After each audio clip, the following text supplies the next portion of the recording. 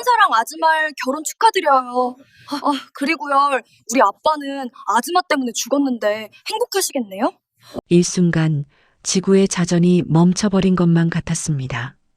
수백 명의 하객이 뿜어내던 열기와 웃음소리가 단 1초 만에 진공 상태처럼 빨려 들어가고 식장 안에는 섬뜩하리만치 차가운 정적만이 감돌았죠. 그 고요를 비집고 들어온 건 소녀의 손끝을 떠나 허공을 가르며 날아간 검은 물체였습니다. 마치 죽은 나비처럼 힘없이 팔랑거리던 그것은 순백의 웨딩드레스를 입은 신부의 얼굴 위로 툭 하고 떨어져 내렸습니다. 하얀 면사포 위에 내려앉은 그것은 다름 아닌 장례식장에서나 볼 법한 근조. 화환의 리본, 그 불길하고도 선명한 검은 띠였습니다. 여러분, 상상이 되십니까? 인생에서 가장 축복받아야 할 결혼식 날, 축의금 대신 죽음을 상징하는 검은 리본을 받은 신부의 심정이 어땠을지 말입니다. 그리고 그 잔혹한 선물을 던진 사람이 다름 아닌 교복을 입은 17살 고등학교 1학년 소녀였다는 사실이 믿어지시는지요? 이 충격적인 장면은 단순한 회방이 아니었습니다. 그건 어른들의 욕망에 의해 영혼이 파괴된 한 아이가 던지는 피 끓는 선전포고였습니다. 사연 시작하기 전에요. 구독이랑 좋아요 한 번만 눌러주시면 고맙겠습니다. 어디에서 보고 계신지도 댓글로 남겨주세요. 그럼 이 기막힌 비극의 씨앗이 뿌려졌던 6개월 전으로 시간을 되돌려 보겠습니다. 사건이 벌어지기 직전 호텔 로비의 공기는 그야말로 달콤함 그 자체였습니다. 서울 시내가 한눈에 내려다 보이는 특급 호텔의 그랜드 볼룸, 천장 높이 매달린 크리스털 샹들리에는 수천 개의 빛 조각을 쏟아내며 버질로드를 은하수처럼 비추고 있었죠. 하객들이 부딪히는 샴페인 잔소리는 마치 천상의 종소리처럼 청아하게 울려 퍼졌고 곳곳에 장식된 최고급 생화 향기가 코끝을 어지럽힐 만큼 진동했습니다. 이날의 주인공인 신부 천사랑은 그 누구보다 빛나고 있었습니다. 그녀의 입가에는 세상을 다 가진 듯한 승자의 미소가 걸려 있었죠. 곁에 서 있는 신랑은 듬직한 체구에 재력까지 갖춘 사업가로 두 사람의 결합은 그야말로 완벽한 한 쌍의 그림 같았습니다.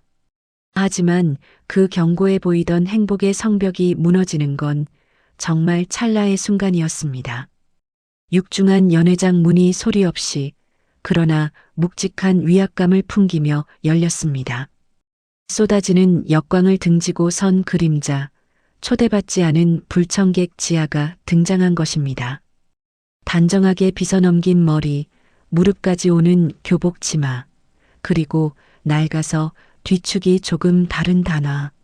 화려한 드레스를 입은 하객들 사이에서 지아는 마치 흑백 영화 속 인물처럼 이질적으로 보였습니다. 또각또각 대리석 바닥을 울리는 소녀의 구두. 굽소리는 마치 사형 집행을 알리는 북소리처럼 규칙적이고도 건조하게 식장의 공기를 갈랐습니다. 보안 요원들이 당황하여 무전기에 대고 무어라 소리쳤지만 지아는 주변의 소음 따위는 전혀 들리지 않는다는 듯 오직 단 한 사람, 단상 위에 선 천사랑의 동공만을 뚫어져라 응시하며 걸음을 멈추지 않았습니다. 마침내 신부의 코앞, 손을 뻗으면 닿을 거리까지 다가간 지아가 사회자의 마이크를 낚아챘을 때 신부 천사랑의 동공은 지진이 난 듯 격렬하게 흔들렸습니다. 스피커를 타고 흐르는 지아의 숨소리에는 물기 하나 없는 건조한 분노가 서려 있었죠. 그리고 터져나온 그 한마디가 울려 퍼지는 순간 신랑 측 혼주들은 뒷목을 잡고 비틀거렸고 하객들은 입을 틀어막으며 경악했습니다. 아수라장이 된 결혼식장 한가운데 지아는 눈 하나 깜빡이지 않고 그 파국을 지켜보고 있었습니다. 도대체 이 어린 소녀는 어떤 지옥을 겪었기에 스스로 악마가 되기를 자처하며 이곳에 나타난 것일까요? 시계 태엽을 6개월 전 폭풍전야 같았던 그 평화로운 시절로 조금 더 감아보겠습니다. 그때까지만 해도 지안의 가족은 동네 사람들이 모두 부러워하는 행복의 교과서 같은 풍경이었습니다. 아파트는 작고 낡았지만 그 안에서 흘러나오는 웃음소리는 끊이지 않았으니까요. 특히 지아의 아빠는 법 없이도 살 사람이라는 칭찬이 자자한 고등학교에 갓 입학한 딸에게도 엄격하지 않고 허물없이 대하는 자상한 가장이었습니다. 지아야, 고등학생 됐다고 벌써 어른 다 됐네. 아빠가 너 어릴 때 기저귀 갈아주던 게 엊그제 같은데 말이야. 저녁 식탁에서 아빠가 지아의 머리를 쓰다듬으며 웃던 모습, 그게 마지막 평화로운 기억이었습니다. 하지만 그 친밀함의 이면에는 차마 입에 담기 힘든 추악한 거래가 숨겨지기 시작했습니다. 6개월 전부터 아빠는 주말마다 이상하게 굴기 시작했습니다. 아침 일찍 지아의 방문을 열고 들어와 아직 잠자리에서 뒤척이는 딸의 머리맡에 빳빳한 신권 5만 원짜리 몇 장을 슬그머니 올려두는 거였죠. 지아야, 일어났어? 오늘 아빠랑 드라이브 갈까? 입시 스트레스도 풀 겸 맛있는 거 사줄게. 아, 그리고 이건 용돈. 엄마한테는 독서실 간다고 해라. 엄마 알면 또 쓸데없이 돈 쓴다고 잔소리하니까 우리끼리 비밀. 알지? 17살 고1이 된 지 석 달밖에 안 된 지아는 바보가 아니었습니다. 아빠의 흔들리는 눈빛, 평소보다 과장된 친절, 그리고 엄마를 속여달라는 그 은밀한 부탁이 무엇을 의미하는지 머리로는 정확히 알고 있었죠. 아빠가 다른 여자를 만나고 있구나. 거절해야 한다는 걸, 엄마한테 말해야 한다는 걸 알았습니다. 하지만 아빠가 내미는 최신형 운동화나 갖고 싶었던 태블릿 PC, 그리고 무엇보다 아빠가 나를 더 이상 사랑하지 않을지도 모른다는 두려움이 이제 막 고등학생이 된 소녀의 양심을 억눌렀습니다. 우리 딸, 아빠 이해하지? 아빠가 요즘 회사 일 때문에 너무 힘들어서 그래. 내 편은 너밖에 없다. 그 다정한 목소리는 사실상 딸을 공범으로 만드는 정교한 정서적 학대였습니다.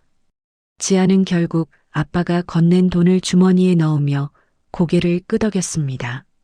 그 순간 지아는 본의 아니게 아빠의 외도를 덮어주는 가장 완벽한 알리바이가 되어버린 것입니다. 아빠는 조수석에 딸을 태우고 교회의 한적한 카페나 식당으로 향했습니다. 차가 출발하면 아빠는 누군가와 통화를 했는데 엄마와 통화할 때와는 180도 다른 목소리였습니다. 응, 김 과장님? 저 지금 가고 있어요. 네, 우리 딸내미도 데리고 갑니다. 집사람은 친구들 모임 간 줄 아니까 편하게 봅시다. 김 과장님? 지아는 창밖을 보며 입술을 깨물었습니다. 아빠가 만나러 가는 사람은 회사 동료가 아니라 여자라는 걸 차 안을 채우는 진한 쿨워터, 향수 냄새와 아빠의 들뜬 표정만 봐도 알 수 있었으니까요. 하지만 지아는 모른 척 이어폰을 귀에 꽂았습니다. 진실을 마주하는 게 두려웠던, 그리고 이미 받아버린 용돈의 무게 때문에 입을 다물 수밖에 없었던 17 소녀의 비겁한 회피였습니다. 가족이라는 이름의 견고한 둑이 터지기 시작한 건 지루한 장마가 시작되던 어느 눅눅한 오후였습니다. 그날도 아빠는 지아를 데리고 그 김 과장이라는 여자, 천사랑을 만나러 갔다가 집으로 돌아오는 길이었습니다. 하늘에선 구멍이라도 뚫린 듯 굵은 빗줄기가 쏟아져 내렸고 차창을 때리는 거센 빗소리와 규칙적으로 움직이는 와이퍼의 마찰음만이 차 안을 가득 채우고 있었죠. 지아는 뒷좌석에 앉아 후드티 모자를 깊게 눌러쓰고 잠든 척하고 있었습니다. 귀에는 이어폰이 꽂혀 있었지만 음악은 꺼져 있는 상태였죠. 차 안의 공기는 높은 습도로 인해 물먹은 솜처럼 무겁게 가라앉아 있었는데 신호 대기 중에 운전석과 조수석 사이로 소름 끼치도록 은밀한 대화가 오가기 시작했습니다. 그날은 대담하게도 천사랑이 집 근처까지 차를 얻어 타고 가는 상황이었습니다. 자기야, 지아 완전히 골아떨어졌나 봐. 이어폰 끼고 세상 모르네. 다행이다. 오늘 자기 덕분에 진짜 힐링했어. 근데 지아가 눈치 못 챘을까? 애가 고등학생인데 알 거 다 알잖아. 나 좀 불안해. 천사랑의 걱정 어린, 아니 조롱 섞인 질문에 아빠는 껄껄 웃으며 대답했습니다. 그 웃음소리가 지아의 고막을 찢고 들어와 가슴에 비수를 꽂았습니다. 에이, 걱정 마. 쟤한테 용돈 좀 두둑이 쥐어주면 입 딱 다물어. 애가 눈치가 빨라서 내 편 들어주는 게 자기한테 이득인 걸 알거든. 집사람보다 제가 훨씬 다루기 쉬워. 그냥 돈이면 돼.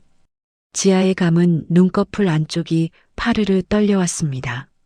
심장이 발끝까지 툭 떨어져 바닥을 뒹구는 것 같았습니다.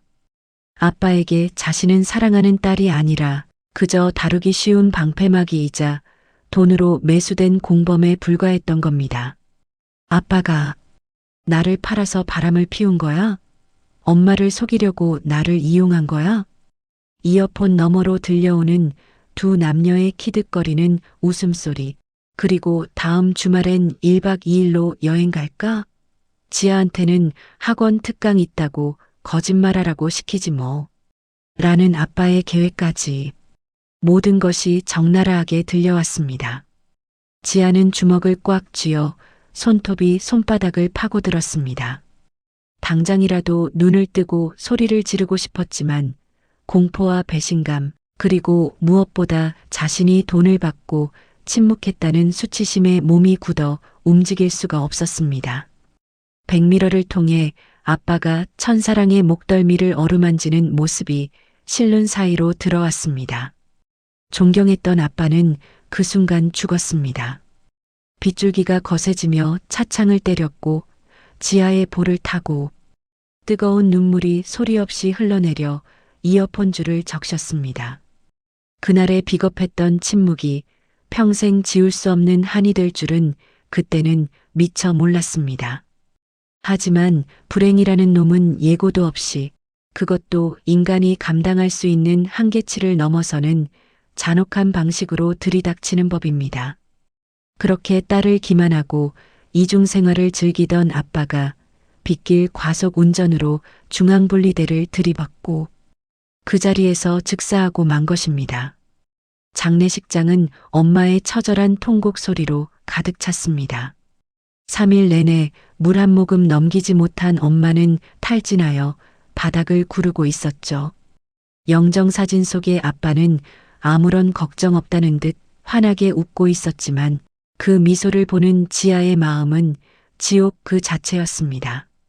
슬픔보다 더 무서운 건 내가 그때 돈을 받지 않고 엄마한테 말했더라면 아빠가 죽지 않았을까 하는 끔찍한 죄책감이었습니다.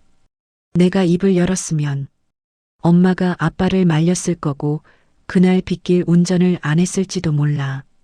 결국 나도 아빠를 죽인 거야. 고1 교복을 입은 지아는 상주 완장을 찬 채 멍하니 허공만 응시하고 있었습니다. 조문객들의 발길이 뜸해진 늦은 새벽 2시, 빈소의 정막을 깨고 또각또각 낯익은 하이힐 소리가 복도를 울렸습니다. 슬픔에 잠긴 친척들과 달리 화려한 명품 로고가 박힌 베이지색 트렌치 코트를 걸치고 입술엔 피처럼 붉은 립스틱을 바른 여자. 바로 천사랑이었습니다. 장례식장과는 전혀 어울리지 않는 진한 향수 냄새가 그녀의 뒤를 따라 빈소 안으로 뱀처럼 흘러들어왔습니다.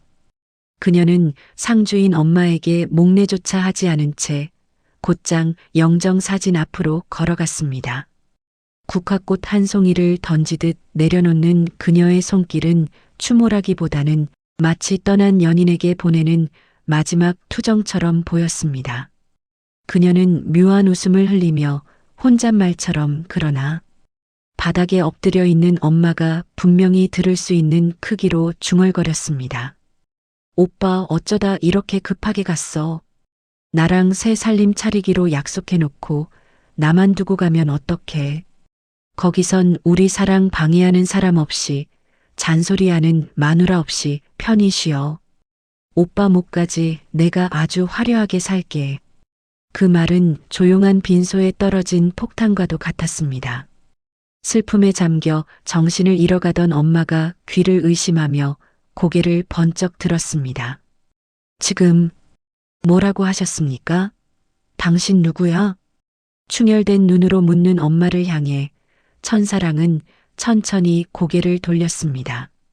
그 눈빛에는 미안함이나 죄책감 따위는 티끌만큼도 찾아볼 수 없었습니다.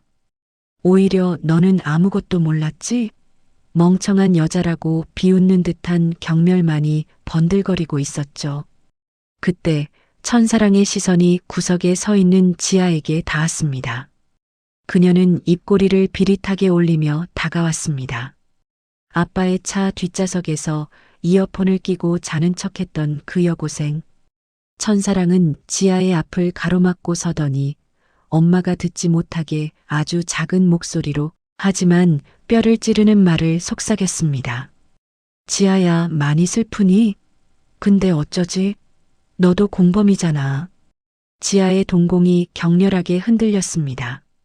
천사랑은 지아의 교복 주머니에 손을 넣는 신용을 하며 비웃었습니다. 아빠가 입 막으려고 주는 용돈 넙죽넙죽 받으면서 입 다물고 있었잖아. 내가 침묵한 대가로 아빠랑 나 꽤 즐거웠거든. 이제 와서 효녀인 척 울지 마. 역겨우니까. 지아의 주먹이 하얗게 질리도록 꽉 쥐어졌습니다. 손톱이 손바닥을 파고들어 피가 배어 나올 정도였지만 반박할 수가 없었습니다. 그녀의 말이 팩트였으니까요. 아빠의 죽음보다 자신의 가장 부끄러운 치부를 찌르며 비웃는 저 여자의 존재가 더 끔찍한 악몽처럼 느껴졌습니다. 그날 새벽 지아는 맹세했습니다. 내 비겁했던 침묵을 갚기 위해서라도 저 악마를 내 손으로 반드시 지옥으로 보내버리겠다고 말이죠. 아빠를 떠나보낸 슬픔을 추스르기도 전에 더 잔혹하고 차가운 현실이 모녀를 덮쳤습니다. 장례가 끝나고 일주일 뒤 집으로 날아온 건 아빠가 남긴 따뜻한 유언장이 아니라 붉은색 글씨가 선명한 독촉장들이었습니다. 알고 보니 아빠는 천사랑의 환심을 사기 위해 그녀의 사치스러운 욕구를 채워주기 위해 여기저기서 무리하게 돈을 끌어다 썼던 것입니다. 제2금융권, 대부업체, 심지어 우리가 살고 있는 이 작은 아파트마저 담보로 잡혀 곧 경매로 넘어갈 위기에 처해 있었습니다. 아빠가 대출받은 돈으로 천사랑에게 명품 가방과 외제차를 선물했다는 카드 내역서가 발견되었을 때 엄마는 그 자리에 주저앉아 짐승처럼 울부짖었습니다. 배신감이라는 단어로는 설명할 수 없는 영혼이 갈기갈기 찢겨나가는 고통이었죠.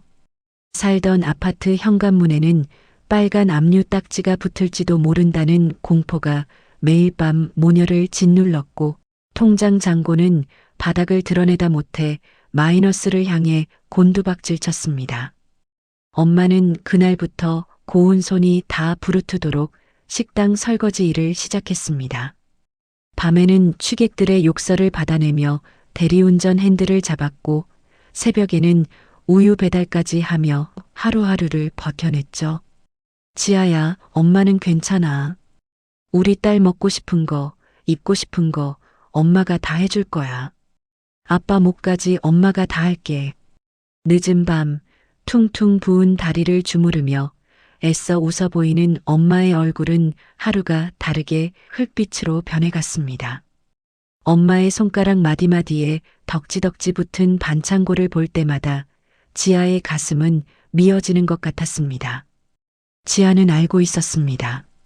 엄마가 밤마다 화장실 수돗물을 틀어놓고 수건으로 입을 틀어막은 채 꺼이꺼이 숨죽여 운다는 사실을요.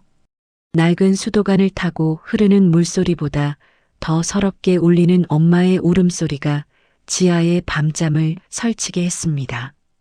반면 천사랑의 삶은 너무나도 화려하고 찬란했습니다. 지아가 떨리는 손으로 찾아낸 그녀의 SNS는 온통 명품, 쇼핑과 고급 리조트 여행 사진으로 도배되어 있었습니다. 새 출발을 위한 선물, 고마워 자기야. 하늘에서도 보고 있지? 그녀가 올린 사진 속 명품 시계는 아빠가 사망하기 직전 대출을 받아 사준 것이었습니다. 심지어 아빠의 사망보험금 일부까지 수령인을 변경해 교묘하게 가로챘다는 정황을 알게 되었을 때 지아의 인내심은 바닥을 드러냈습니다. 엄마의 튼 손과 천사랑의 반짝이는 네일 아트가 교차되며 머릿속을 어지럽혔습니다. 더 이상 방구석에서 이불을 뒤집어 쓰고 죄책감에 울기만 하는 딸로 남을 수는 없었습니다. 소녀의 맑았던 눈동자에서 두려움이 사라지고 그 자리에 서늘하고 날카로운 도끼가 들어차기 시작했습니다. 지아는 책상 서랍 깊숙한 곳에서 초등학교 때부터 아빠와 함께 모아온 돼지 저금통을 꺼냈습니다. 한 손에 망치를 쥐고 결연한 표정으로 저금통을 내리쳤습니다. 파편이 사방으로 튀며 쏟아지는 동전 소리가 좁은 방 안을 가득 채웠습니다. 그 날카로운 파열음은 단순히 저금통이 깨지는 소리가 아니라 아빠에게 매수되어 침묵했던 지아의 비겁한 과거가 산산조각 나는 소리이자 동시에 처절한 전쟁의 서막을 알리는 신호탄이었습니다. 이제 지아는 자신만의 방법으로 빼앗긴 것들을 되찾고 죄지은 자를 단죄하기 위한 외롭고도 긴 싸움을 준비하기 시작합니다. 법이 해결해주지 못한다면 내가 직접 심판하겠다는 17 소녀의 다짐. 지아는 바닥에 흩어진 동전들을 하나하나 주워 담으며 맹세했습니다. 내 눈에서 흐른 눈물만큼, 아니 그보다 1000배, 10,000배 더 고통스럽게 만들어주겠노라고. 하지만 그건 아직 아무도 예상하지 못한 대한민국을 뒤집어 놓을 거대한 복수국의 시작에 불과했습니다. 저금통을 깨뜨린 그날 밤부터 지아의 방문은 굳게 잠겼습니다. 방 안은 칠흑 같은 어둠 속에 잠겨 있었지만 이불 속에서는 네모난 스마트폰 화면만이 도깨비불처럼 파랗게 빛나고 있었죠. 지아는 학교에서 돌아오면 교복도 갈아입지 않은 채 책상 앞에 앉아 수험생보다 더 치열하게 무언가에 몰두했습니다. 그건 바로 아빠를 죽음으로 내몰고 나를 침묵의 공범으로 만들었던 그 여자, 천사랑의 뒤를 캐는 일이었습니다. 지아는 천사랑의 SNS 계정을 샅샅이 뒤지기 시작했습니다. 그녀가 올린 사진 한 장 한 장은 단순한 일상의 기록이 아니라 우리 가족을 파탄낸 범죄의 증거물이었습니다. 천사랑이 나를 위한 작은 사치, 역시 쇼핑이 힐링이야라며 올린 한정판. 명품 가방의 구매 날짜를 확인하던 지아의 손끝이 파르르 떨렸습니다. 그 날짜는 아빠가 회사 사정이 어렵다며 엄마 몰래 마이너스 통장을 개설했던 바로 그날과 정확히 일치했으니까요. 화면을 내리던 지아의 시선이 한 사진에 고정되었습니다. 고급 일식당에서 찍은 오마카세 스시 사진. 입에서 살살 녹네. 오빠 고마워. 그 사진이 올라온 날은 엄마가 마트 세일 코너에서 유통기한 임박한 떨이 고기를 사와서 우리 딸 고기 먹이자며 제육볶음을 해주던 날이었습니다. 지아는 속이 메스꺼워졌습니다.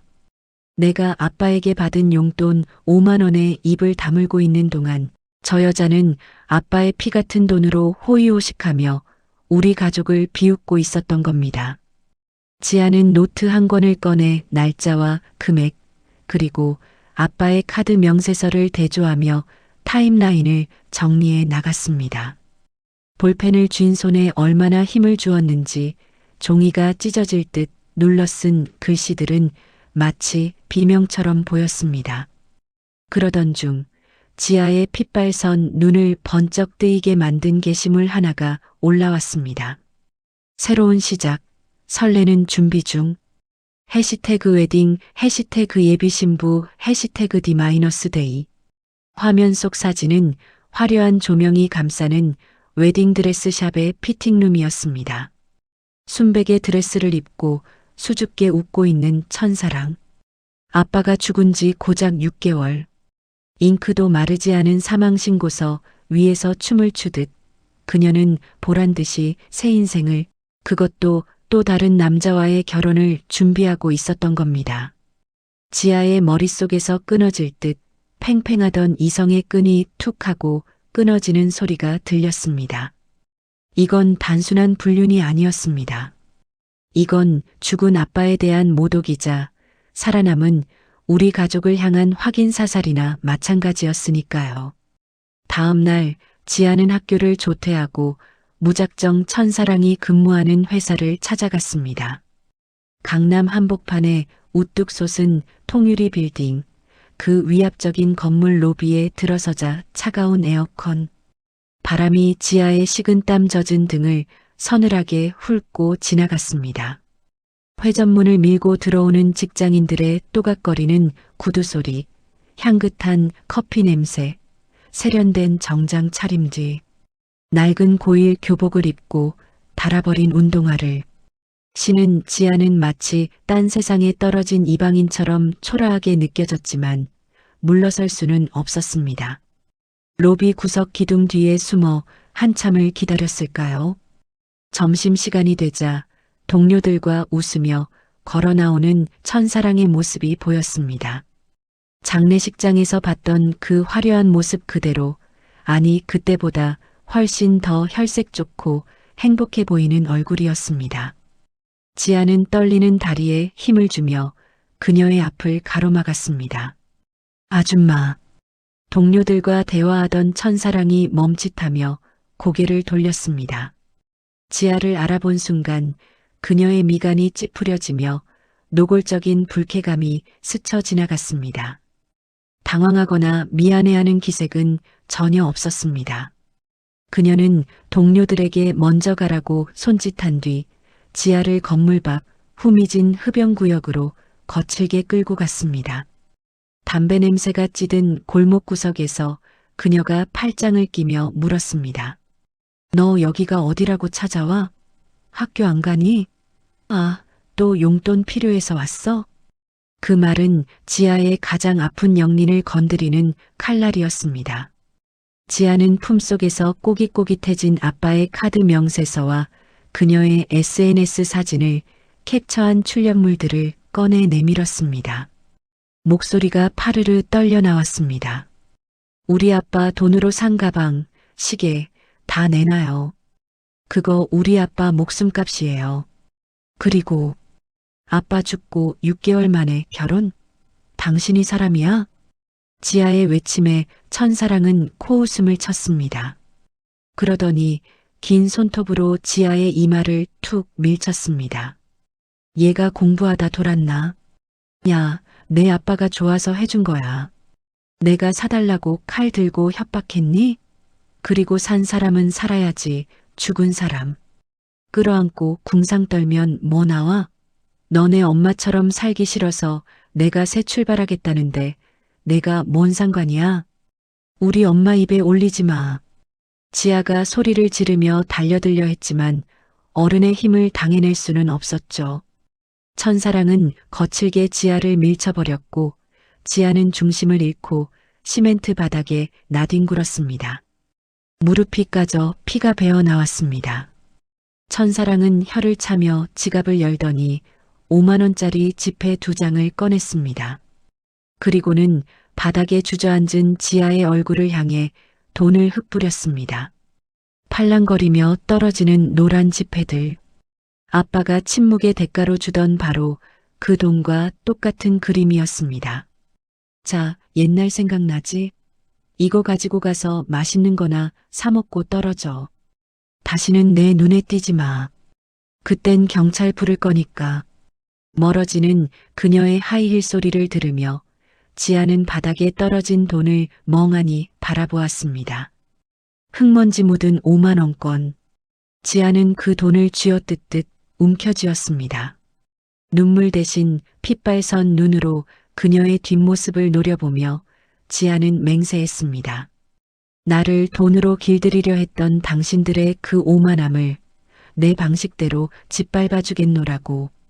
엄마도 가만히 당하고만 있었던 건 아닙니다. 지아가 무릎이 깨진 채 들어온 날, 엄마는 딸의 상처에 약을 발라주며 피눈물을 삼켰습니다. 그리고 며칠 뒤 엄마는 큰맘 먹고 변호사 사무실을 찾아갔습니다. 비싼 로펌은 엄두도 못 내고 허름한 상가 건물 3층에 있는 무료 법률 상담소였죠. 문을 열자 눅눅한 종이 냄새와 먼지 냄새가 훅 끼쳐왔습니다. 상담 테이블 맞은편에 앉은 국선 변호사는 산더미처럼 쌓인 서류들 사이에서 피곤한 얼굴로 안경을 고쳐 썼습니다. 엄마는 떨리는 목소리로 그간의 사정, 천사랑이 가져간 돈, 그리고 뻔뻔한 태도에 대해 낱낱이 털어놓았습니다. 지푸라기라도 잡는 심정으로 법이 우리 같은 약자 편이 되어줄 거라 믿으면서 말이죠. 하지만 변호사의 입에서 나온 말은 차가운 얼음물 같았습니다. 어머니, 심정은 충분히 이해합니다만 현실적으로 돈을 돌려받기는 어렵습니다. 변호사는 볼펜으로 책상을 톡톡 치며 건조하게 설명했습니다. 증여 입증이 어려워요. 남편분이 살아계실 때 자발적으로 준 선물이나 돈은 법적으로 반환 청구를 하기가 매우 까다롭습니다. 게다가 당사자인 남편분이 이미 돌아가셨잖아요. 법조계에선 죽은 자는 말이 없다는 게 제일 무서운 겁니다. 상대방이 빌린 게 아니라 사랑해서 받은 거다라고 우기면 그만이에요. 상간녀 위자료 소송도 그래요. 이미 배우자가 사망해서 이혼 소송을 전제로 할 수도 없고 받아봤자 변호사 비용 빼고 나면 남는 것도 없습니다. 엄마의 어깨가 힘없이 축 늘어졌습니다. 법은 정의의 편인 줄 알았는데 알고 보니 법은 증거가 있고 살아있고 돈이 있는 사람들의 편이었던 겁니다. 그럼 저 여자가 우리 남편 돈으로 떵떵거리고 살면서 새 시집 가서 잘 사는 꼴을 그냥 보고만 있으라는 건가요? 우리 딸은 아빠 잃고 저렇게 가슴에 멍이 들었는데 엄마의 절규에도 변호사는 곤란한 표정으로 시계를 볼 뿐이었습니다. 엘리베이터도 없는 3층 계단을 터덜터덜 내려오는 길, 엄마의 다리가 후들거려 몇 번이나 난간을 잡아야 했습니다. 그 모습을 건물 밖 전봇대 뒤에서 지아가 지켜보고 있었죠. 힘없이 축 처진 엄마의 뒷모습을 보며 지아는 씁쓸하게 되뇌었습니다. 아, 법으로는 안 되는구나. 착한 방법으로는 절대 저 악마를 이길 수 없구나. 법이 외면했다면 이제 남은 건 사적 제재뿐이었습니다. 지아는 다시 움직이기 시작했습니다. 이번엔 더 집요하고 더 은밀하게 말이죠. 지아는 학교가 끝나면 야간 자율학습을 핑계대고 천사랑의 아파트 단지로 향했습니다. 모자를 눌러쓰고 마스크로 얼굴을 가린 채 경비원의 눈을 피해 그녀가 사는 동의 분리수거장을 서성였죠. 악취가 진동하는 음식물 쓰레기통 옆에서 지아는 천사랑이 버린 것으로 추정되는 종량제 봉투를 찾아냈습니다. 영수증 쪼가리, 택배 송장, 남이 버린 쓰레기를 뒤지는 자신의 모습이 처량하고 비참했지만 그런 감상에 젖을 시간조차 사치였습니다. 장갑 낀 손으로 쓰레기 봉투를 뜯자 썩은 과일 껍질 냄새가 훅 올라와 헛구역질이 났지만 지아는 멈추지 않았습니다. 그러던 어느 날 찢겨진 다이어리 속지 뭉치를 발견했습니다. 커피 자국이 묻은 종이들을 조심스럽게 펴서 맞춰보니 거기엔 결혼 준비 스케줄이 빼곡하게 적혀 있었습니다. 10월 24일 토요일 오후 1시 이응이응 호텔 그랜드 볼룸. 그리고 그 밑에 적힌 메모가 지아의 심장을 난도질했습니다. 새 출발. 완벽한 신분 세탁? 과거는 묻고 행복만 남았다. 과거를 묻어? 누구 맘대로. 지아는 구겨진 종이를 손에 쥐고 오싹한 미소를 지었습니다. 날짜는 이번 주 토요일. 장소는 서울 시내 한복판의 최고급 호텔. 그녀가 그토록 자랑하고 싶어하는 화려한 무대. 그곳이야말로 복수를 위한 최적의 장소였습니다. 지아는 곧바로 문방구로 달려갔습니다. 그리고 검은색 전지와 하얀색 붓펜, 그리고 장례식장에서 쓰는 근조 리본을 샀습니다. 집으로 돌아오는 길, 지아의 발걸음은 그 어느 때보다 가벼웠고 동시에 무거웠습니다. 폭탄을 품에 안고 가는 테러리스트의 심정이 이럴까요? 디데이 하루 전날 밤, 창밖에는 을씨년스러운 가을비가 내리고 있었습니다. 엄마가 식당 야간 근무를 나간 사이 지아는 방문을 걸어 잠그고 방바닥에 검은색 리본을 길게 펼쳤습니다. 방 안의 형광등 불빛이 리본의 검은 천 위로 차갑게 내려앉았습니다. 지아는 숨을 깊게 들이마시고 붓펜 뚜껑을 열었습니다. 잉크 냄새가 코끝을 찔렀지만 그 냄새마저도 전장에 나가는 장수의 갑옷 냄새처럼 비장하게 느껴졌습니다. 손이 미세하게 떨려왔습니다. 이걸 정말 해도 될까? 이 선을 넘으면 나는 다시는 평범한 고등학생으로 돌아갈 수 없을지도 모른다. 두려움이 엄습했지만 그때마다 떠오르는 목소리가 있었습니다. 너도 공범이잖아. 장례식장에서 비웃던 천사랑의 목소리가 환청처럼 들려왔습니다. 지아는 아랫입술을 꽉 깨물어 피를 냈습니다. 그 통증으로 두려움을 억누르며 하얀색 붓펜을 검은 리본 위에 갖다 댔습니다. 축! 한 글자를 썼습니다. 획을 그을 때마다 붓끝에서 분노가 묻어나왔습니다. 결, 혼, 글자 하나하나에 원한을 담아 꾹꾹 눌러 썼습니다. 상간녀 천사랑, 우리 아빠는 죽었는데 너는 행복하니? 한참의 시간이 흐르고 방바닥에는 완성된 근조 리본들이 뱀처럼 다리를 틀고 널려 있었습니다. 지아는 완성된 리본을 바라보며 자신의 교복을 다림질했습니다. 내일 저 화려한 식장에 가장 초라한 교복을 입고 들어갈 것입니다. 그 어떤 명품 드레스보다 더 강렬한 인상을 남길 나의 전투복. 다림질이 끝난 교복을 옷걸이에 걸어두고 지아는 책상 위에 엄마에게 남길 짧은 쪽지를 썼습니다. 엄마 미안해. 그리고 사랑해. 내가 다 끝내고 올게.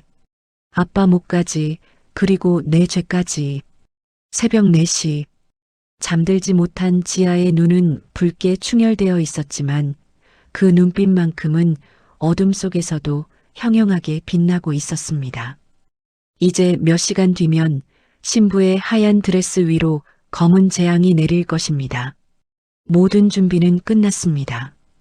디데이 당일 아침 창백한 새벽빛이 거실 창문을 넘어들어와 낡은 식탁 위를 비출 때였습니다. 야간 식당 일을 마치고 녹초가 되어 돌아온 엄마는 현관문을 열자마자 느껴지는 서늘한 공기에 본능적인 위화감을 느꼈습니다. 평소 같으면 현관에 가지런히 놓여 있어야 할 지아의 낡은 운동화가 보이지 않았기 때문이죠. 불길한 예감이 등줄기를 타고 식은 땀처럼 흘러내렸습니다.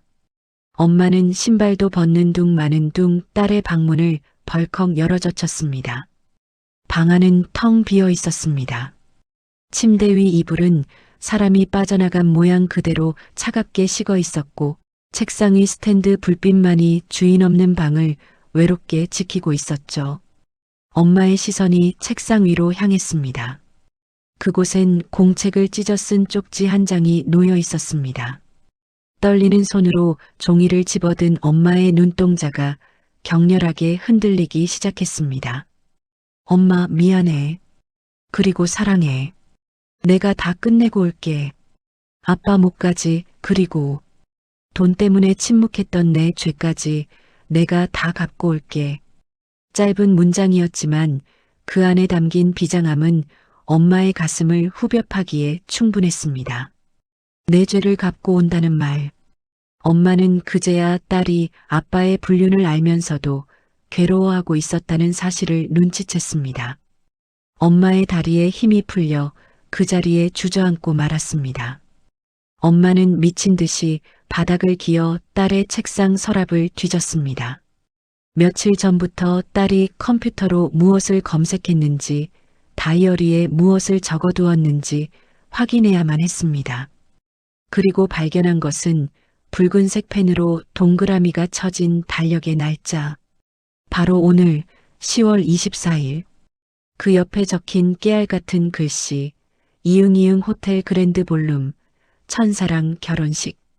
엄마의 입에서 짐승 같은 신음이 터져 나왔습니다. 딸이 그 어린 것이 혼자서 그 무시무시한 곳으로 어른들의 욕망이 뒤엉킨 그 전쟁터로 뛰어들었다는 사실에 심장이 터질 것만 같았습니다. 엄마는 옷을 갈아입을 생각도 하지 못한 채 고무장갑 냄새가 밴 작업복 차림 그대로 집을 뛰쳐나왔습니다. 엘리베이터가 올라오는 시간을 기다릴 수 없어 계단을 구르듯이 내려가며 엄마는 휴대폰을 귀에 대고 딸의 번호를 누르고 또 눌렀습니다.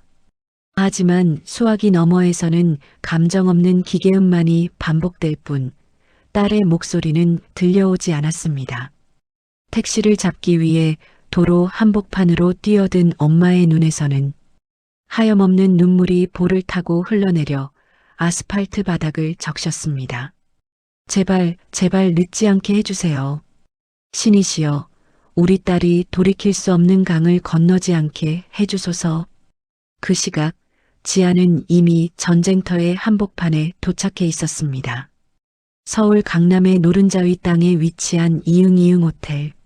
하늘을 찌를 듯 솟아있는 금빛 건물은 위압감을 넘어 공포감을 줄 정도로 거대했습니다.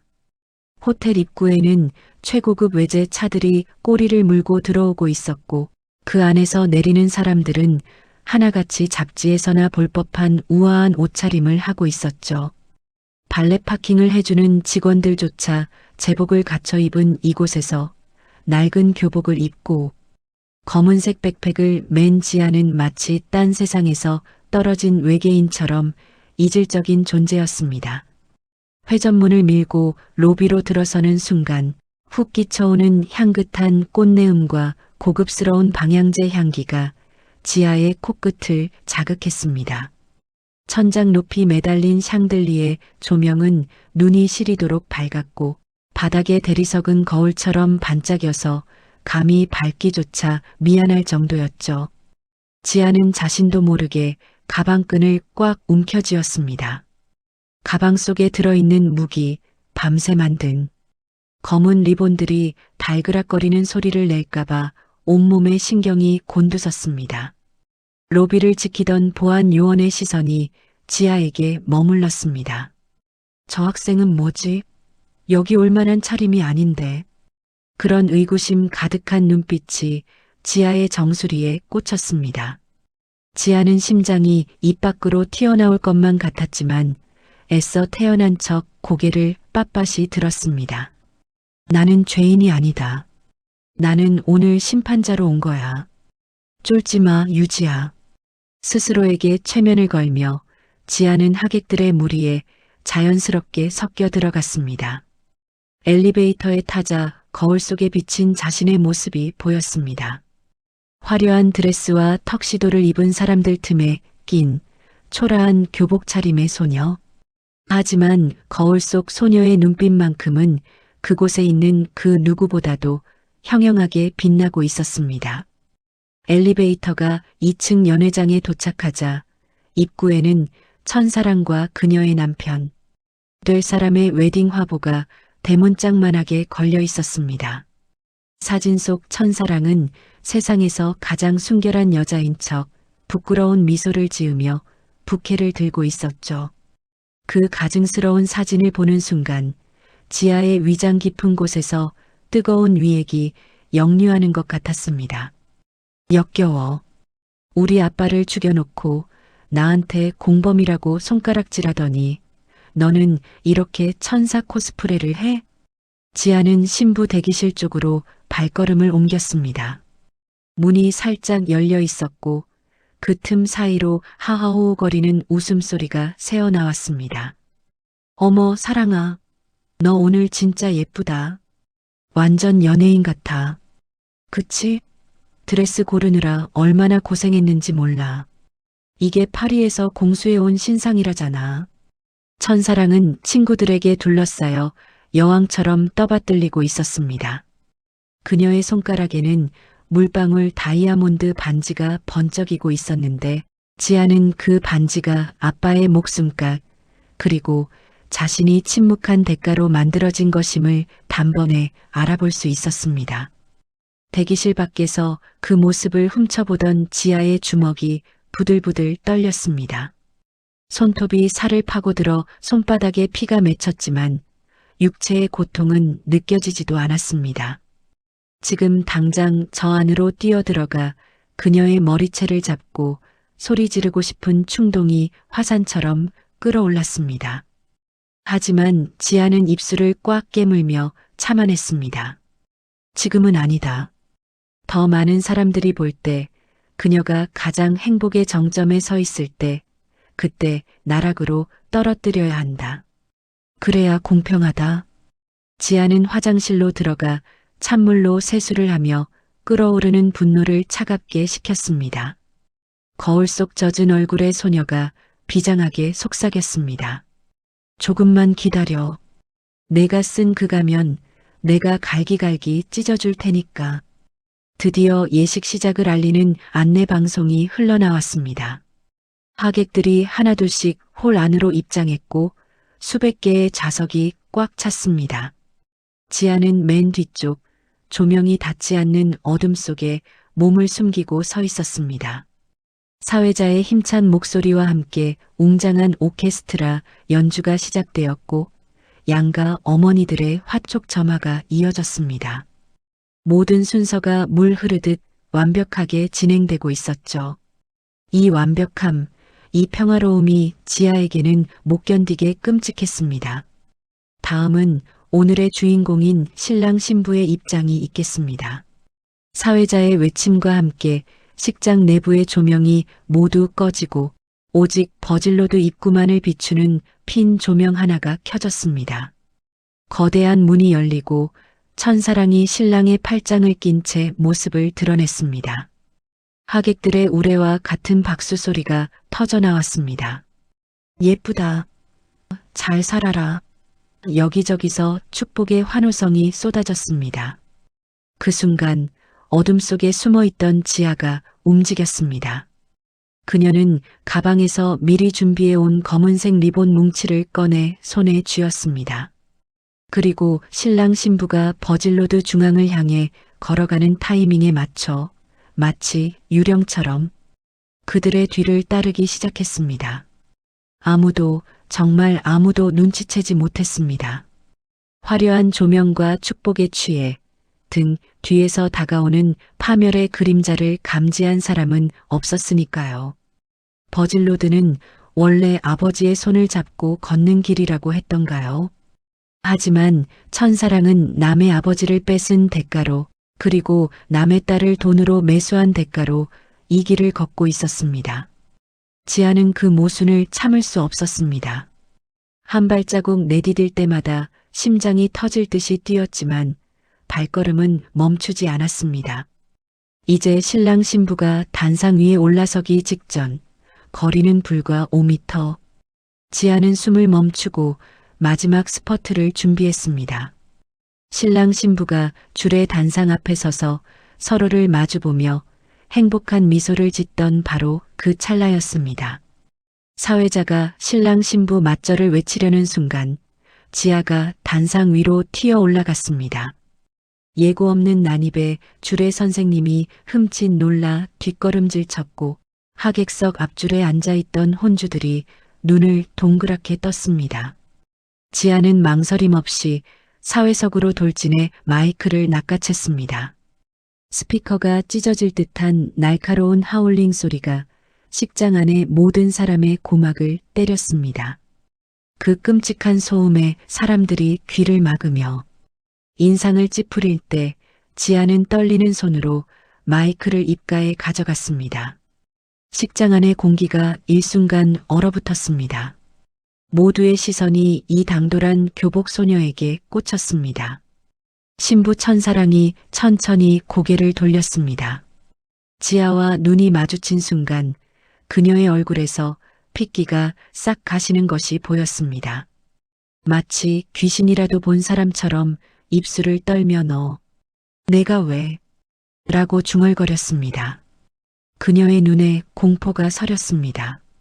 지아가 단순히 돈을 달라고 온 게 아니라는 걸 직감한 것이죠. 천사랑 아줌마. 지아의 첫 마디가 스피커를 타고 울려 퍼졌습니다. 그건 단순한 음성이 아니라 억눌려왔던 6개월간의 고통, 그리고 공범으로 살아야 했던 죄책감이 터져나오는 소리였습니다. 3초간의 침묵. 식장 안 수백 명의 하객들이 숨죽이며 지켜보는 가운데 지아는 폐부 깊숙한 곳에서부터 끌어올린 목소리로 또박또박 그리고 아주 명확하게 외쳤습니다. 결혼 축하드려요. 아, 그리고요. 우리 아빠는 아줌마 때문에 죽었는데 행복하시겠네요? 그 한마디는 식장 안에 떨어진 핵폭탄과도 같았습니다. 신랑은 사색이 되어 지아를 제지하려 달려들었고 천사랑은 비명을 지르며 주저앉으려 했습니다. 하지만 지아는 물러서지 않았습니다. 그녀는 손에 쥐고 있던 검은색 근조 리본들을 허공에 흩뿌렸습니다. 마치 축포가 터지듯 검은 리본들이 하얀 웨딩드레스 위로 반짝이는 버질로드 위로 눈송이처럼 쏟아져 내렸습니다. 우리 아빠랑 바람나서 가정을 파탄낸 상간녀. 천사랑의 결혼을 축하합니다. 지하의 절규가 호텔의 높은 천장을 때리고 하객들의 가슴을 찔렀습니다. 성스러운 결혼식장은 순식간에 아수라장, 아니 지옥의 불구덩이로 변해버리고 말았습니다. 이 장면은 훗날 대한민국을 떠들썩하게 만들 전설적인 복수극의 하이라이트로 기록될 순간이었습니다. 검은 리본이 비처럼 쏟아져 내린 직후 식장 안의 시간은 마치 엿가락처럼 늘어진 듯 했습니다. 하객들은 자신들의 눈앞에서 벌어진 이 믿기 힘든 광경에 입을 다물지 못했고 여기저기서 터지는 카메라 플래시만이 번쩍이며 이 참극을 기록하고 있었죠. 단상 위에 홀로 선 신부 천사랑의 얼굴은 백지장처럼 하얗게 질렸다가 이내 불그락푸르락 달아오르기 시작했습니다. 그녀가 그토록 공들여 쌓아 올린 우아함과 고상함이라는 탑이 자신이 돈으로 입을 막았다고 생각했던 여고생의 한마디에 와르르 무너져 내린 것입니다. 가장 먼저 반응한 건 신랑 측 부모님이었습니다. 평소 혈압이 높으시다던 신랑의 어머니는 뒷목을 잡고 비틀거리다 결국 혼절하고 말았습니다.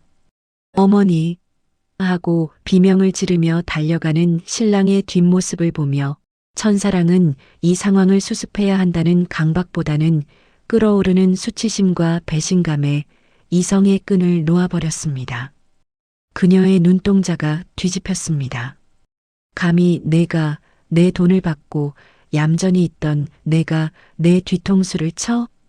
이 미친년이. 천사랑은 짐승 같은 괴성을 지르며 웨딩드레스 자락을 걷어차고 지아에게 달려들었습니다. 그녀의 손, 아까까지만 해도 부케를 들고 수줍어하던 그 손이 지아의 머리채를 휘어잡았습니다. 아, 너 내가 준 용돈 받아 처먹을 땐 좋았지? 공범 주제에 어디서 피해자 코스프레야? 너도 즐겼잖아. 천사랑은 악에 받쳐 소리 지르며 지아의 뺨을 사정없이 내리쳤습니다. 짝 하는 파열음이 마이크를 타고 식장 전체에 울려 퍼졌습니다. 지아의 고개가 힘없이 돌아갔고 입가에서는 붉은 피가 터져 흘러내렸습니다. 하지만 지아는 반항하지 않았습니다. 오히려 그 매를, 그 폭력을 온몸으로 받아내고 있었죠. 하객들은 경악했습니다. 불륜 폭로도 충격적이었지만 순백의 드레스를 입은 신부가 여고생을 무자비하게 폭행하며 돈 받아 먹었잖아라고 악을 쓰는 장면은 그야말로 막장 드라마보다 더한 현실이었습니다. 사람들은 웅성거리며 스마트폰을 들어 그 광경을 찍기 시작했습니다. 폭행 신부, 돈으로 입막음. 이 영상이 인터넷에 퍼지는 건 시간 문제였습니다. 지아는 고통 속에서도 희미하게 웃었습니다. 그래, 더 떠들어. 내가 돈 받았다는 사실, 내가 공범이었다는 사실까지 다 까발려. 그래야 내 죗값이 치러지니까. 천사랑의 손찌검이 멈추지 않고 신랑이 그녀를 뜯어말리느라 아수라장이 된 그때였습니다. 식장의 육중한 문이 쾅 하고 열리며 누군가 헐떡이는 숨을 몰아쉬며 뛰어들어왔습니다. 헝클어진 머리, 땀에 젖은 고무장갑 냄새가 밴 작업복, 그리고 운동화 한 짝이 벗겨진 채 맨발로 달려온 여자. 바로 지아의 엄마였습니다. 엄마는 딸이 머리채를 잡힌 채 맞고 있는 모습을 보자마자 눈이 뒤집혔습니다. 지난 6개월간 참고 또 참아왔던 분노, 남편을 뺏기고 돈을 뺏기고 이제는 금쪽 같은 딸이 저 여자에게 맞고 있다는 현실 앞에서 엄마는 더 이상 나약한 피해자가 아니었습니다. 엄마는 단상 위로 뛰어 올라가 천사랑의 가슴팍을 온몸으로 들이받았습니다. 이 악마 같은 년아, 내 딸한테 손 떼. 엄마의 거친 일격에 천사랑은 중심을 잃고 뒤로 나뒹굴었습니다. 풍성한 웨딩드레스가 뒤집히며 볼품없는 꼴이 되었죠. 엄마는 넘어진 천사랑을 향해 딸의 책상 서랍에서 찾아온 누런 서류 봉투를 꺼내 들었습니다. 그리고 봉투를 거꾸로 뒤집어 탈탈 털었습니다. 봉투 안에 들어있던 수십 장의 사진들이 꽃가루처럼 허공에 흩날리며 버질로드 위로 떨어져 내렸습니다. 하객들의 발치에 떨어진 그 사진들. 그건 단순한 불륜의 증거가 아니었습니다. 그건 한 아이의 영혼을 돈으로 매수한 아동 학대의 증거였습니다. 사진 속에는 어린 지아가 천사랑의 아파트 거실 구석에서 웅크리고 있는 모습, 천사랑과 아빠가 술을 마시는 동안 식탁 아래서 이어폰을 낀 채 멍하니 앉아 있는 지아의 모습 등이 적나라하게 찍혀 있었습니다. 아빠의 휴대폰 클라우드에 남아있던 지우지 못한 죄악의 기록들이었죠. 여러분, 이것 좀 보세요. 이 여자가 내 남편 꼬여낸 것도 모자라 판단력 흐린 미성년자. 딸한테 돈 쥐어주면서 입막음했습니다. 애 보는 앞에서 낯뜨거운 짓하고 애를 방패막이로 썼다고요. 그래놓고 결혼을 해? 내가 사람이야? 엄마의 피 끓는 절규가 식장 안을 가득 채웠습니다. 하객들은 바닥에 떨어진 사진을 주워들고 입을 틀어막았습니다. 단순한 치정극인 줄 알았는데 이건 명백한 아동학대이자 정서적 폭력이었습니다.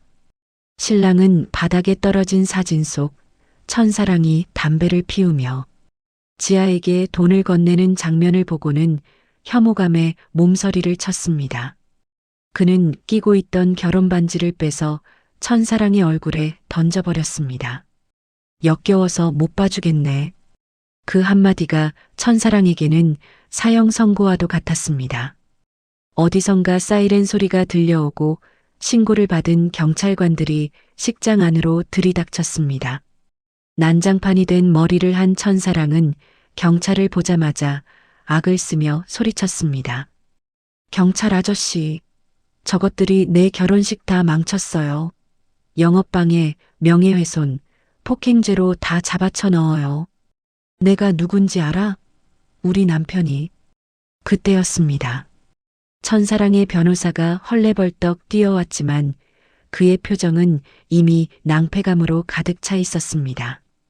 그는 천사랑의 귓가에 대고 절망적인 소식을 전했습니다. 천사랑 씨, 상황이 안 좋습니다.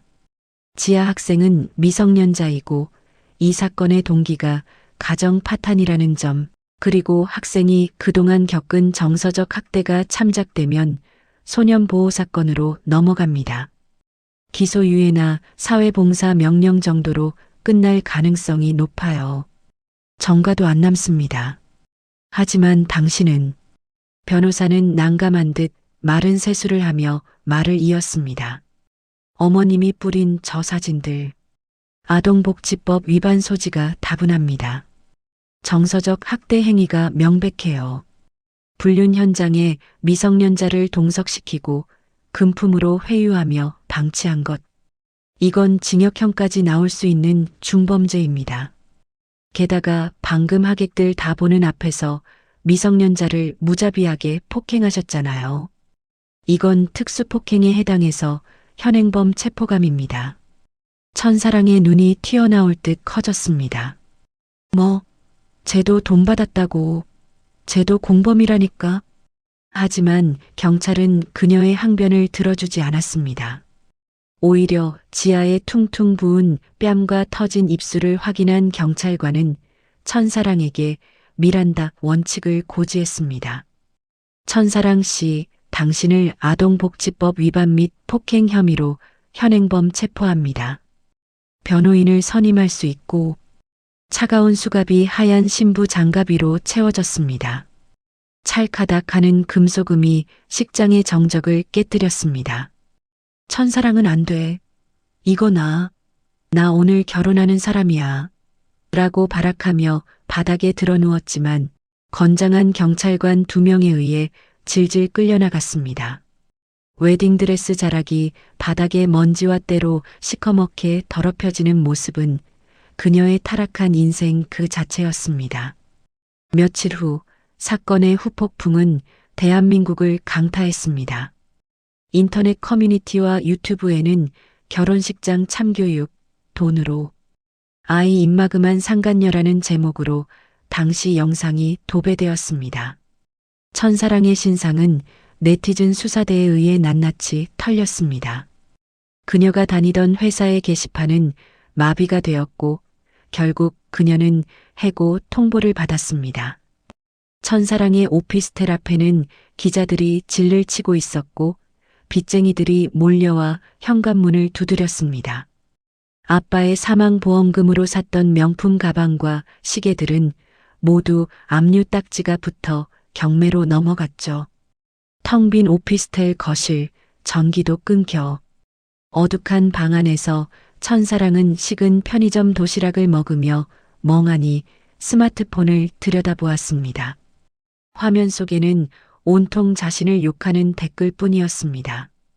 애한테 돈 쥐어주고 바람 피우다니 인간이냐? 평생 감옥에서 썩어라. 그녀는 비로소 깨달았습니다. 자신이 돈으로 샀다고 믿었던 행복이, 그리고 돈으로 막았다고 믿었던 아이의 입이 결국 자신의 목을 조르는 올가미가 되었다는 것을요. 한때 사랑이라 믿었던 남자는 연락처를 바꾸고 잠적했고 화려했던 인맥들은 썰물처럼 빠져나갔습니다. 그녀에게 남은 건 정가자라는 낙인과 평생 갚아야 할 빚, 그리고 고독뿐이었습니다. 경찰 조사실에 불려간 천사랑은 수척해진 얼굴로 고개를 숙였습니다. 맞은편에 앉은 형사가 물었습니다. 피해 학생에게 미안한 마음은 없습니까? 천사랑은 입을 달싹거렸지만 목소리가 나오지 않았습니다. 후회라고 하기엔 너무 늦어버린 되돌릴 수 없는 시간의 무게가 그녀의 어깨를 짓누르고 있었으니까요. 모든 폭풍이 지나가고 계절은 어느덧 초겨울로 접어들었습니다. 낡은 아파트의 부엌 창문에는 김이 서려 있었고 보글보글 찌개 끓는 소리가 정겹게 들려왔습니다. 엄마는 낡은 식탁에 갓 지은 하얀 쌀밥과 김이 모락모락 나는 돼지고기 김치찌개를 차려냈습니다. 지아야, 밥 먹자. 방에서 나온 지아는 식탁 의자에 앉아 숟가락을 들었습니다. 입가에 남은 흉터는 많이 옅어져 있었지만 지아의 표정은 여전히 어두웠습니다. 밥을 한 숟가락 뜨던 지아가 숟가락을 내려놓고 고개를 숙였습니다. 엄마, 왜 맛이 없어? 아니, 나 사실 아빠한테 돈 받았어. 지아의 목소리가 떨려 나왔습니다. 드디어 마음속 가장 깊은 곳에 숨겨두었던 고름 같은 비밀을 터뜨리는 순간이었습니다. 아빠가 엄마한테 비밀로 해달라고 용돈 줬어. 나 그거 받고 입 다물었어. 내가 공범이야. 엄마 미안해. 내가 엄마 배신했어. 지아의 눈에서 참았던 눈물이 뚝뚝 떨어져 식탁을 적셨습니다. 엄마에게 버림받을지도 모른다는 공포, 그리고 평생 씻을 수 없는 죄책감이 아이의 어깨를 들썩이게 만들었습니다. 그때 엄마의 따뜻한 손이 지아의 손등을 덮었습니다. 고개를 들어보니 엄마는 울고 있지 않았습니다. 오히려 슬프지만 따뜻한 미소를 짓고 있었죠. 지아야, 넌 공범이 아니야. 넌 그냥 어른들의 욕심에 이용당한 피해자일 뿐이야. 엄마는 식탁을 돌아와 딸을 와락 껴안았습니다. 얼마나 무서웠니? 아빠가 돈 주면서 비밀로 하라고 했을 때 고등학교 갓 들어간 내가 얼마나 혼란스러웠겠어. 엄마는 다 안다. 내가 그 돈을 쓰지도 않고 모아뒀다가 저금통 깬 거 엄마 다 봤어. 넌 죄 없어. 나쁜 건 아빠랑 그 여자야. 엄마의 품 안에서 지아는 어린 아이처럼 소리내어 울었습니다. 엄마 미안해. 엄마 사랑해. 그 울음소리와 함께 가슴속에 박혀있던 5만 원권의 무게가 침묵의 족쇄가 녹아내렸습니다. 한참을 울고 난 두 사람은 다시 숟가락을 들었습니다. 뜨끈한 김치찌개 국물이 목을 타고 넘어가자 얼어붙었던 몸과 마음이 사르르 풀리는 것 같았습니다. 식사를 마친 지아는 거실 장식장 위에 놓여있던 아빠의 영정 사진을 바라보았습니다. 예전 같았으면 배신감에 치를 떨었겠지만 이제는 달랐습니다. 지아는 조용히 다가가 액자를 집어들었습니다. 그리고 서랍을 열어 액자가 보이지 않게 뒤집어서 깊숙이 넣었습니다. 아빠, 이제 편히 쉬어. 하지만 용서는 안 할 거야. 대신 나랑 엄마는 우리끼리 보란 듯이 잘 살게. 안녕. 탁 하고 서랍 닫히는 소리가 경쾌하게 울렸습니다. 지아는 엄마의 어깨에 머리를 기대며 창밖을 바라보았습니다. 앙상한 나뭇가지 사이로 하얀 첫눈이 내리고 있었습니다. 더러운 세상을 덮어주는 순백의 눈처럼 모녀의 상처 위에도 새살이 돋아나고 있었습니다. 비록 가진 것은 없지만 서로의 진심을 확인한 두 사람이 맞잡은 손이 온기만으로도 충분히 따뜻한 겨울이 될 것 같았습니다. 지아의 손에는 내년 대학 입시 원서가 들려 있었습니다. 지망학과 법학과. 엄마, 나 변호사 될래. 나처럼 어른들한테 이용당하는 애들 내가 지켜줄 거야. 엄마는 딸의 머리를 쓰다듬으며 눈물을 훔쳤습니다. 세상에서 가장 슬픈 결혼식은 끝났지만 지아의 진짜 싸움은 이제 막 시작된 것이었습니다. 오늘의 이야기 끝까지 들어주셔서 감사합니다. 행복한 하루 되시고 구독과 좋아요는 영상을 제작하는데 큰 도움이 됩니다.